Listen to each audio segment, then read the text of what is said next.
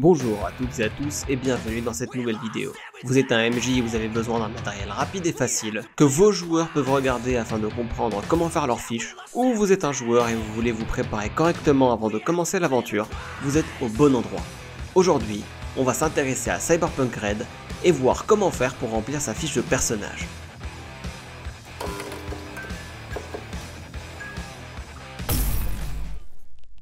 La première étape pour créer son personnage est de se munir de sa fiche de personnage, pour avoir une idée de ce que vous devez remplir et être prêt à les noter le moment venu. Si vous utilisez une fiche imprimée, je vous recommande d'avoir de quoi noter ailleurs afin de ne pas risquer de marquer trop d'informations susceptibles de changer sur votre papier. Ensuite, une fois que cela est fait, vous allez pouvoir commencer par choisir votre rôle parmi les 10 rôles qui vous sont proposés. Chaque rôle a une compétence de rôle qui permet d'accomplir des actions uniques. Vous commencez avec 4 points fixés dans cette compétence. Présenter chacun des rôles en détail prendrait un peu de temps, mais nous cherchons à aller à l'essentiel. Nous allons donc résumer un peu tout ça. Les solos sont des mercenaires d'élite qui travaillent généralement seuls, spécialisés dans le combat. Ils peuvent également être gardes du corps, des tueurs à gages ou des soldats. Conscience tactique s'agit d'une compétence qui donne au solo une meilleure perception du champ de bataille, lui permettant de répartir des points dans différentes catégories comme l'initiative, la précision, la capacité à esquiver, et aussi afin d'améliorer certaines de ses performances au combat. Les Netrunners sont des hackers du futur, capables de pénétrer le cyberespace pour voler des informations, combattre d'autres Netrunners ou saboter des systèmes. Ils sont essentiels dans un monde où l'information est le pouvoir. La compétence interface détermine la capacité du Netrunner à opérer dans le cyberespace, lui permettant de pirater, de combattre des programmes de sécurité et d'autres Netrunners ou d'extraire des données. Elle détermine aussi le nombre de fois qu'il peut prendre des actions dans cet espace virtuel. Les rockers sont des rebelles musicaux et sociaux qui utilisent la musique, le charisme et les mots pour combattre l'autorité et inspirer les autres. Ils sont souvent des célébrités ou des icônes contestataires.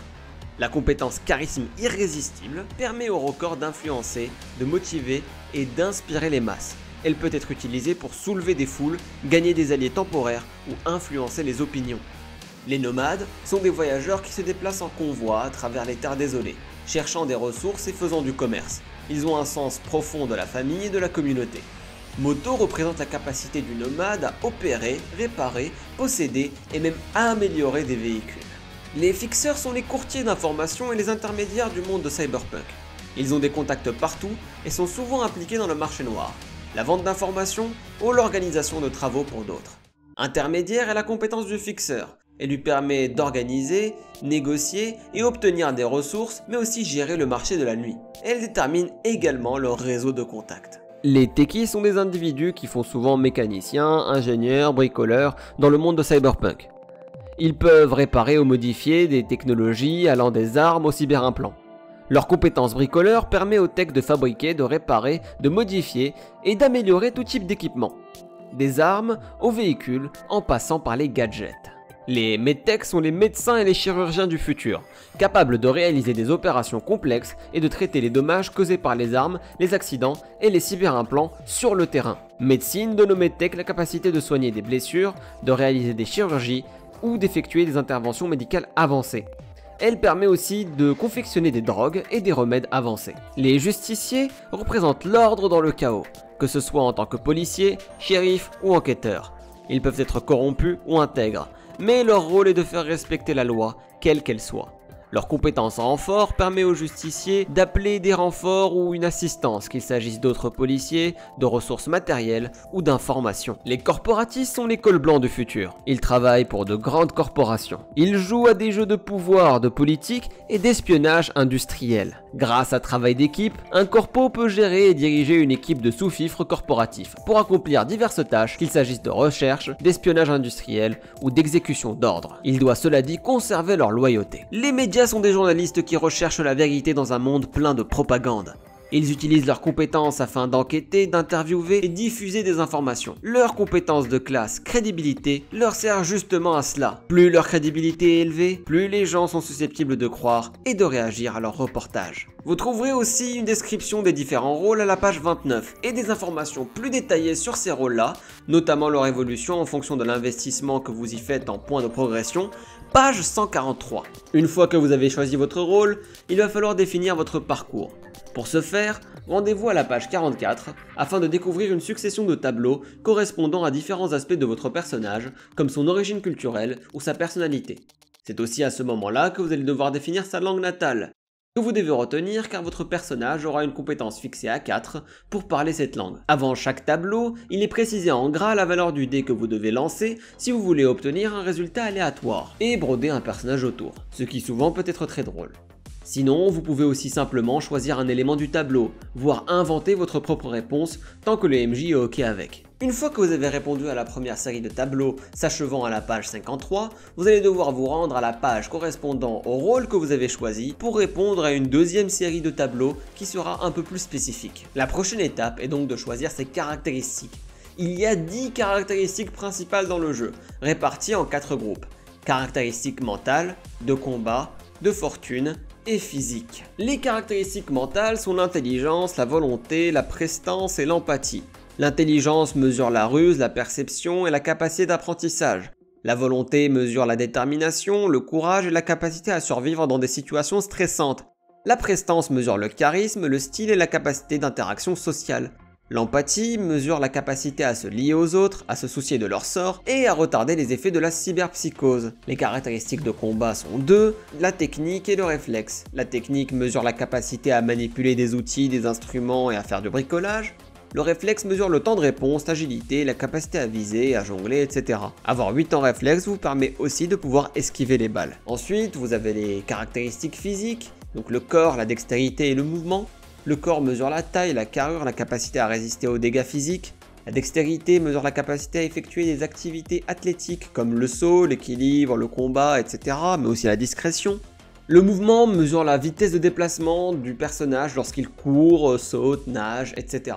Et enfin, la caractéristique de fortune, la chance, qui mesure la chance du personnage. Mais en réalité, c'est une poule de points que vous pouvez utiliser à bon vous semble afin d'augmenter la valeur de vos jets.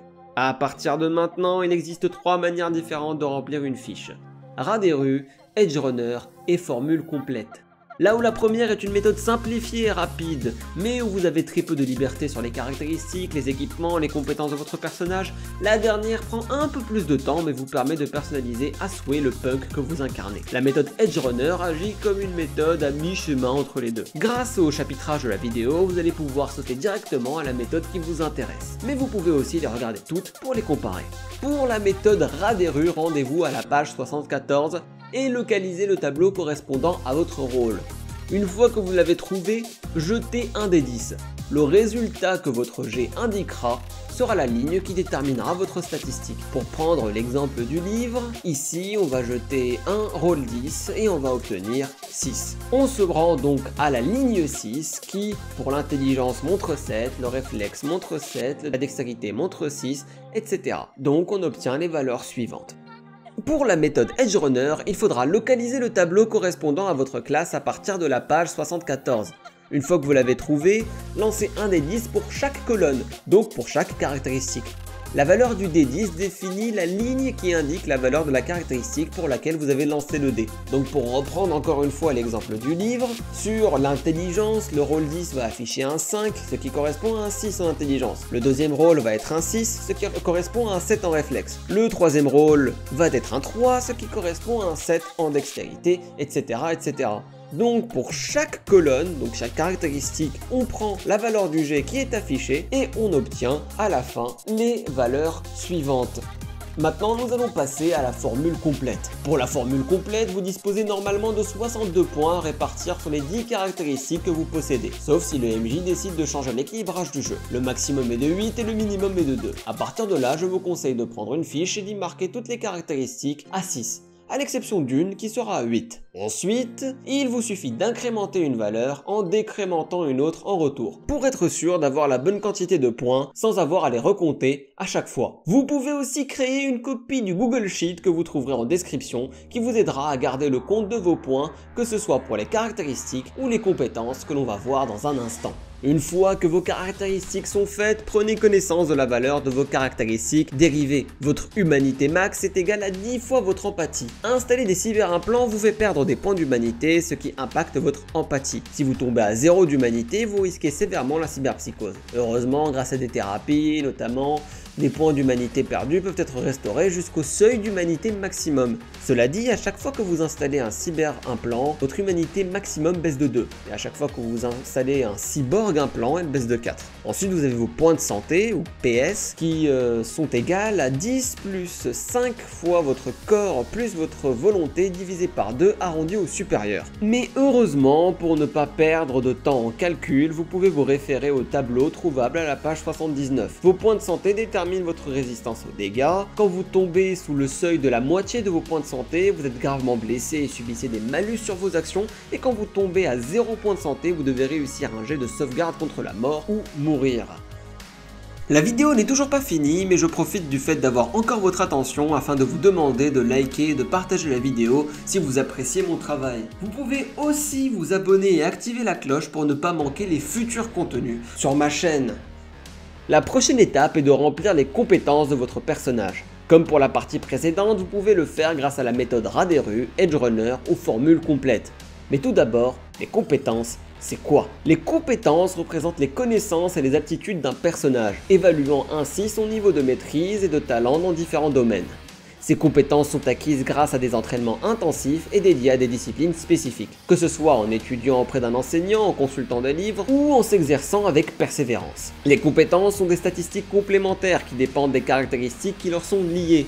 Elles entrent en jeu quand vous voulez entreprendre des actions et que vous devez faire un jet. Par exemple, prenons la compétence de bagarre liée à la caractéristique de dextérité. Si vous voulez vous battre à main nue, vous allez devoir jeter un des 10, y ajouter votre score de dextérité, puis votre score de bagarre. Certaines compétences sont plus difficiles à maîtriser que d'autres, ce qui est reflété par leur coût d'acquisition. Certaines compétences sont 2 fois plus coûteuses et sont marquées par, entre parenthèses, x2, nécessitant 2 fois plus de points pour chaque niveau acquis. Retrouvez à la page 82 la liste de toutes les compétences et l'explication de leur utilité. Pour la méthode Raderu, rendez-vous à la page 86, où vous trouverez un tableau s'étendant jusqu'à la page suivante. Localisez la colonne correspondant à votre rôle et trouvez-y la valeur prédéfinie de vos compétences. En ce qui concerne la méthode Edgerunner, il faut se rendre à la page 88, où vous trouverez là aussi un tableau qui définit à l'avance les compétences que votre personnage aura en fonction de son rôle. Cela dit, contrairement à la méthode Raderu, vous pouvez définir vous-même la valeur qu'elle prenne. Vous aurez, quel que soit votre rôle, 86 points à répartir entre 20 compétences différentes, ce qui fait 4 points par compétence si vous avez envie d'utiliser la méthode d'incrémentation et de décrémentation. Vous devez aussi respecter les règles suivantes. Vous ne pouvez pas investir plus de 6 points dans une compétence. Et vous devez bien noter que les compétences x2 nécessitent 2 fois plus de points afin d'être augmentées. Vous devez investir au moins 2 points dans les compétences suivantes. Enfin, en ce qui concerne la méthode complète, vous pouvez choisir librement les compétences que votre personnage possède et le niveau qu'il possède dans chacune d'entre elles. Cela dit, comme pour la méthode Edgerunner, vous avez 86 points à investir en respectant les règles suivantes. Vous ne pouvez pas investir plus de 6 points dans une compétence, vous devez bien noter que les compétences x2 nécessitent 2 fois plus de points pour être augmentées et vous devez investir au moins 2 points dans les compétences qui s'affichent à l'écran. Quelle que soit la méthode que vous utilisez, n'oubliez pas que vous disposez de la compétence de votre langue natale au niveau 4 offerte, c'est-à-dire que ces 4 points ne sont pas inclus dans le calcul de vos points à investir. Si vous avez peur de vous perdre dans les points en utilisant la méthode Edgerunner ou formule complète, vous pouvez créer une copie du Google Sheet que j'ai conçu pour aider les joueurs à créer leurs fiches. Les compétences où vous devez investir au moins 2 points sont marquées en gras. Il y a un compteur de points qui garde le compte pour vous, et ce même pour les compétences x2. Le lien est en description. La prochaine étape est donc de déterminer l'équipement de votre personnage. Encore ici, vous allez avoir le choix entre 2 méthodes afin de définir ce que votre personnage possède sur lui. Pour la méthode Edgerunner et Raderu, c'est très simple. Rendez-vous à la page 98 pour avoir une liste des armes et des armures, puis à la page 103 pour avoir une liste de vos habits et des objets. Et enfin, page 117 pour avoir une liste de vos cyberimplants. Il vous suffira de localiser la liste en dessous de la colonne correspondant au rôle que vous avez choisi. En ce qui concerne les cyberimplants, n'oubliez pas de soustraire la valeur de perte d'humanité indiquée sous les tableaux pour vous installer les 10 cyberimplants.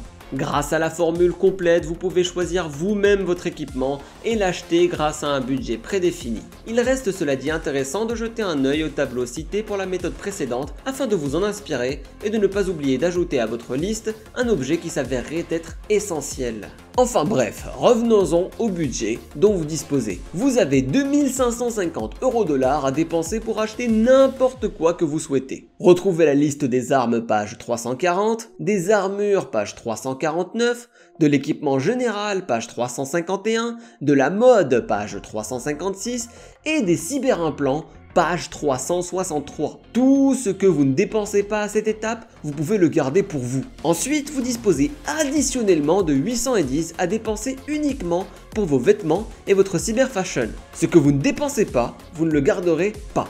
Une fois votre liste de courses faite, prenez note de votre situation financière à la page 105 et vous êtes paré à l'aventure. Vous êtes prêt à plonger dans le monde de Cyberpunk. Enfin, il reste encore une dernière chose pour ceux qui veulent se laisser tenter par quelques édises en revendant leurs armes. La page 118 pourrait vous intéresser. Voilà, vous avez toutes les informations qu'il vous faut pour créer votre personnage. Si cette vidéo vous a été utile, n'hésitez pas à laisser un like et à la partager. N'hésitez pas dans les commentaires à me dire si vous souhaitez plus de contenu Cyberpunk Red et me dire ce que vous avez pensé de la vidéo, ou encore à partager vos builds et vos personnages préférés. C'est le meilleur moyen de soutenir mon travail. Je vous remercie énormément pour le visionnage et je vous dis à la prochaine dans un futur sombre.